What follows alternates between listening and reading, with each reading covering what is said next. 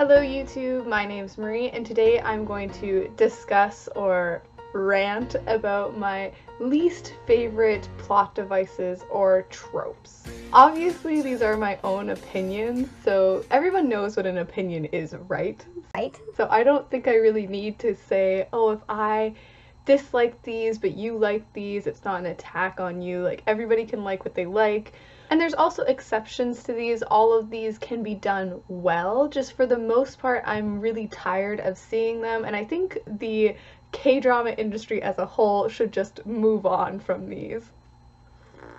So first up, coming in at number 5, I feel like it should be no surprise to anyone, and that is the love triangle. Now this is definitely one from my list that I do think can be done well. You know, I've talked about before how I enjoy trash. Like, I can be a person that just goes out to find trash to watch, and nothing's trashier than a good love triangle. The problem with the love triangle is that sometimes I feel like it's put into shows just to make the female lead seem more worthy of being the female lead because she's garnering attention from different guys, or the female lead is just so flat that you don't understand why all these guys are falling in love with her. And this is really why I dislike the love triangle, is because of second male lead syndrome. I think we all know what that is, or if you don't know what it is, you've experienced it unknowingly, and that is when you like the second male lead more than the male lead, and you know at that point that there's just no hope for them actually becoming a couple. Like, your ship is never gonna leave the dock, like, it's never gonna happen. So it's just super emotionally draining for me, because sometimes I get tricked. Sometimes I feel like, oh wait, are they actually going to go with the second male lead, and I like hype myself up even though I know, and a part of me knows that it's not gonna happen. I'm just always waiting for a show to be brave enough to go with the second male lead, and it never happens, and it's... So those examples are when it's the girl in the middle of two guys, and if you flip that and if it's the guy in the middle of two girls, I think it gets worse in a different way, because usually one of the options is like a shit human being. Okay, so for number 4, I have the slob. Now usually when the slob is introduced, it has to do with a opposites attract romance plotline, which is fine, but when you have one character who is so unbelievably gross, I keep my room incredibly clean. I keep my car clean, I vacuum my house twice a week. Like, I need cleanliness to function. So when I see a character who is on that other end of the spectrum, I can't handle it. I get grossed out and I can't relate to them, and I can't even get invested in them because I'm like, ooh, gross, stay over there.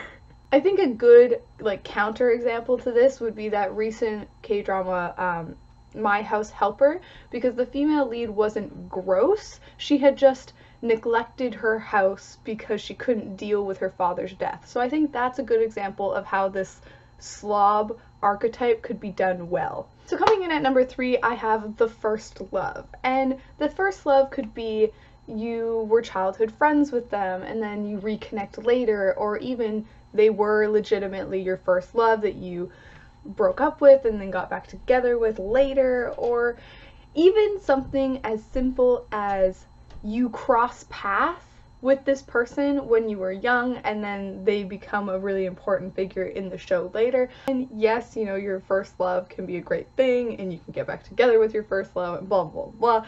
I think for the most part, what's more true to life is that, you know, your first love is a learning experience and then you move on to better things.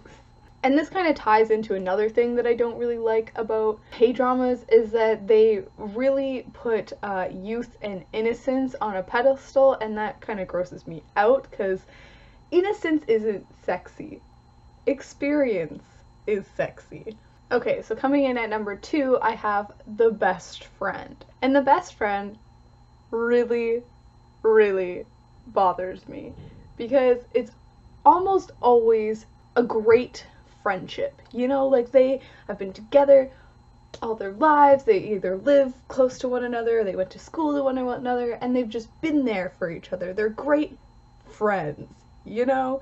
And then all of a sudden, the main character gets a new love interest, and that is when the best friend decides to tell them that they're secretly in love with them. On its own, I don't think that this trope is really a problem. Relationships are messy and feelings are messy and all that stuff. What I don't like is that it plays into the narrative that is all over K-dramas that men and women can't be friends, and I just find that so freaking annoying.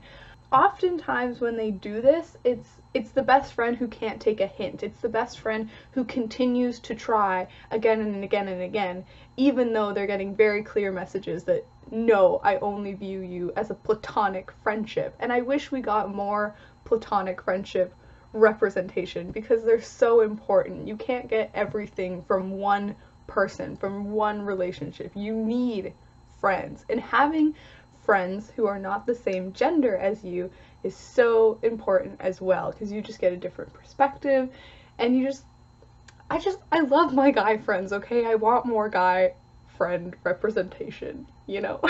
I think a show that does this really well, or subverts this really well, is Cheer Up. The female lead is best friends with a guy. What is great is they remain best friends through the entire show. There is never a romantic inkling between them, which I think is great. He's actually given his own love interest, and I'm just like...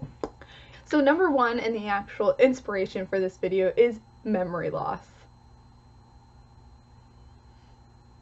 If the memory loss is thrown in there for cheap drama, someone usually gets their memories back. So for instance, 100 Days My Prince, the entire premise of the show was about this prince who loses his memory and has to marry a spinster. That is like the core part of the show, but you know he's going to regain his memory, so his memory loss is to create the drama of the show and to create the romance and like that whole relationship thing.